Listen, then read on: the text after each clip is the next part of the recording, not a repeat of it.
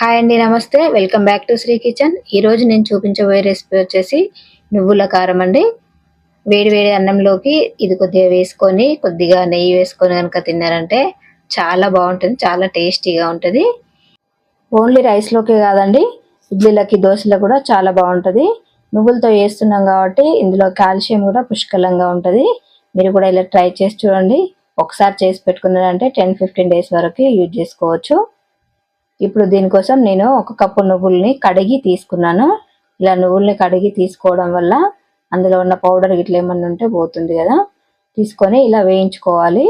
నువ్వులు మంచిగా వేగిపోయేదాకా వేయించుకోవాలి. నేను కప్పు నువ్వుల్ని తీసుకున్నా.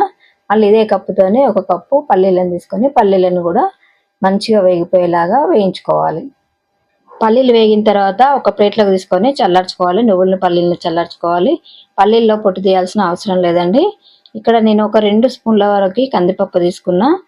పప్పును కూడా దూరగా వేయించుకొని పక్కకు తీసుకోండి.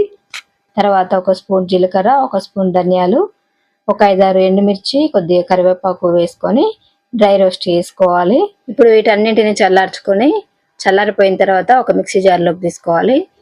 ముందుగా మనం వేయించి పెట్టుకున్న కందిపప్పును, మిర్చి, కరివేపాకు ఉన్నాయి కదండి, వాటిని తీసుకొని గ్రైండ్ చేసుకోవాలి.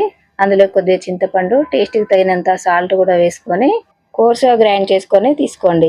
ఇప్పుడు మనం వేయించి పెట్టుకున్న నువ్వుల్ని, పల్లీలను కూడా వేసుకొని అట్లనే ఒక ఎల్లిగడ్డని ఇలా ఒలిచేసుకోవాలి. పొట్టు తీయాల్సిన అవసరం లేదు. ఇట్లానే వేసేసి అంతా ఒకసారి గ్రైండ్ చేసుకొని తీసేసుకోవాలి. అంతే అండి, నువ్వుల కారం రెడీ అయిపోయినట్టే.